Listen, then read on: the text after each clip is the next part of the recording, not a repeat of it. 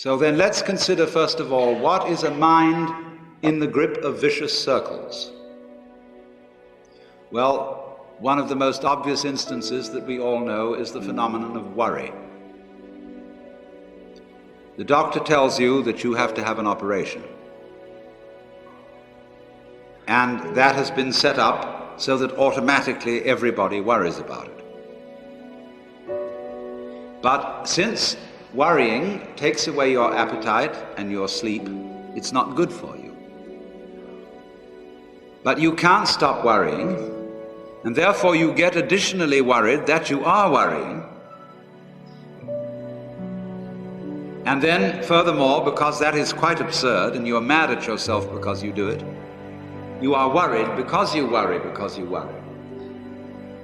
That is a vicious circle. So now, can you allow your mind to be quiet? Isn't it difficult? Because the mind seems to be like a monkey, jumping up and down and jabbering all the time. Once you've learned to think, you can't stop. And an enormous number of people devote their lives to keeping their minds busy and feel extremely uncomfortable with silence. When you're alone, nobody's saying anything, there's nothing to do. There's this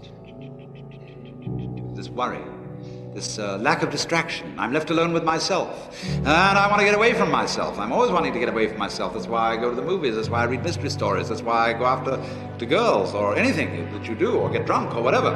I don't want to be with myself. I feel queer.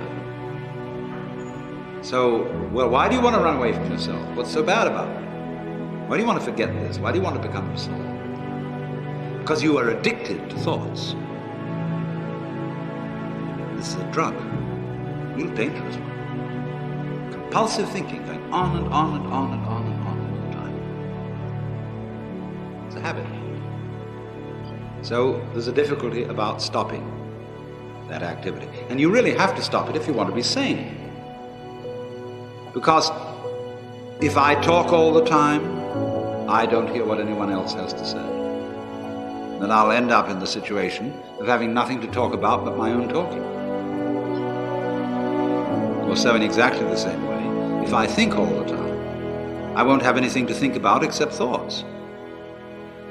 So in order to have something to think about, there are times when you simply must stop thinking. Well, how do you do that? The first rule is don't try to. Because if you do, you will be like someone trying to make rough water smooth with a flat iron. And all that will do will stir it up. So in the same way as a muddy, turbulent pool quiets itself when left alone, you have to know how to leave your mind alone.